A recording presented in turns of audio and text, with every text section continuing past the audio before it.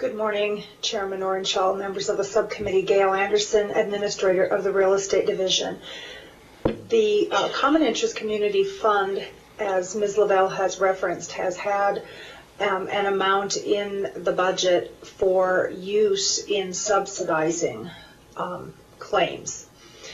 And this would open for that use.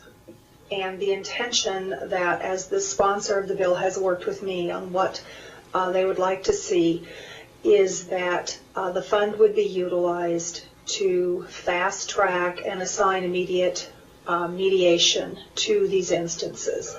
Now, the Real Estate Division has placed a fiscal note on the bill to allow the funding to be dedicated to be used for this purpose.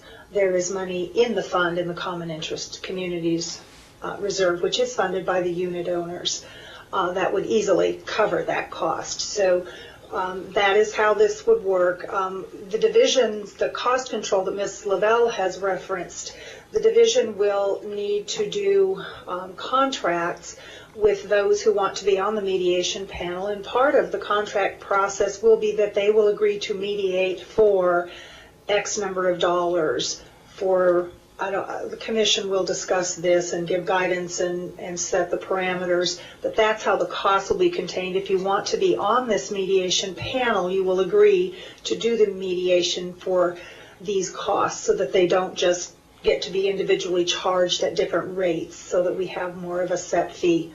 And that is the intention, I believe, of how the commission would like to review and set costs on handling this, so it wasn't a cost up front.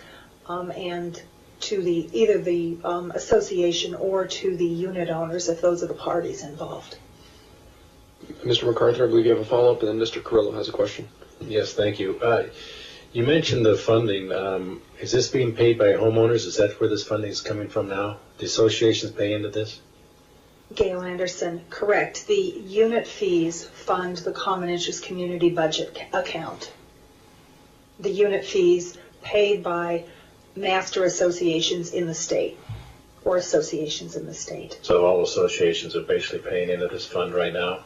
I've just never seen it broken out for something like this, so I didn't know it was happening. Yes, there has been a category. Right now I can't tell you the budget category for mediation or for arbitration in that budget account that had not been fully utilized, and part of that was because of the regulation at the time that the commission had passed, which said it must be binding arbitration, and parties just were not interested in entering binding mediation. But we just weren't really using it because... Probably because of the limitation, and they wanted it to be a result that came out of it. Okay, thank you. Thank you.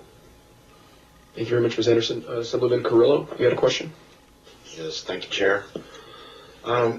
This Neighborhood Justice Center, first I had heard about it was first Tuesday at the Metro Substation. It's been probably about a year ago that I'd first heard about it. And I guess my biggest concern is letting people know about that this is out there, that this mediation that can be utilized. I guess my concern is, how are the property management companies going to let the homeowners know about this? Because it just seems like it's not getting that information out, even though this is available and it is a good tool, but same aspect. Can you answer what is...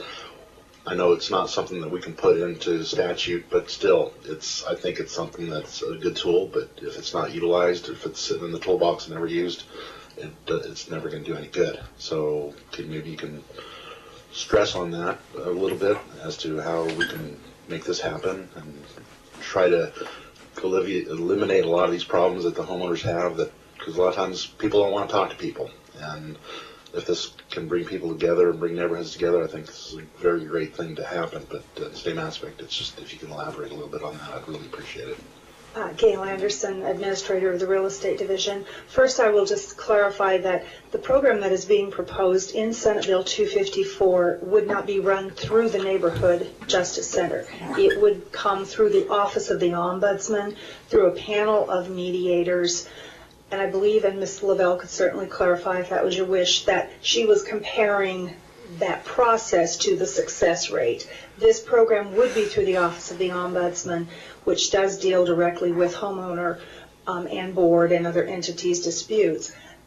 And once this program is in place, we certainly can communicate it. We have many means, and when anything, well, besides newsletters and our educational programs through that program, but we also, when someone files a complaint, we will immediately put them into that process. And I think through our community managers and through the pretty extensive information systems that we have through that program, that people will be aware of it. But I will clarify, this is not through the Neighborhood Justice Center. I believe that was a comparison to their success. Thank you. Thank you. This is Lisa Lavelle again. Let me just follow up on that. That's exactly right. I was using those statistics just to let you all understand what I know to be a tremendous benefit of mediation. This program is designed to run through the real estate division, and the mediators who would be selected are going to be trained and have specific information and understanding of HOA disputes. As I mentioned, these are really specialized issues.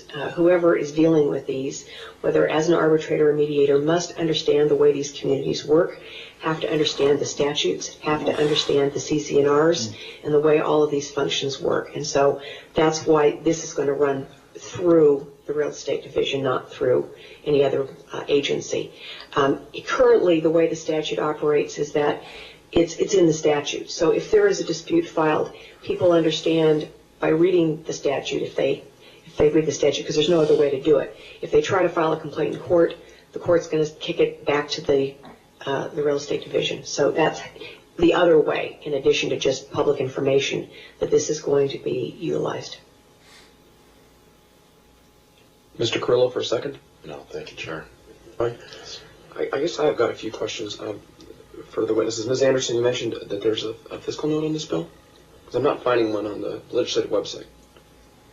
I will verify that. I believe we had submitted one to reinstate funding of $100,000 for the mediation program. Okay, When I say reinstate, it had not been used in base, so we needed to get it reinstated. So I will verify that. Thank you. And that $100,000, that is what would currently be available if this bill passes? Correct. Well, that's what we had put forward as considering the number of claims. We anticipated 300 claims, and we were estimating $400. So we were thinking around that amount would cover.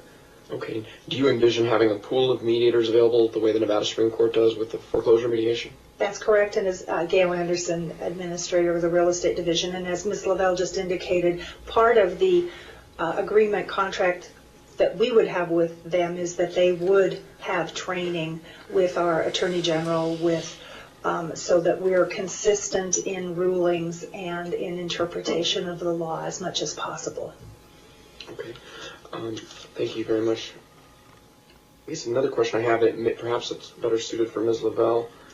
On page, let's see, section 1,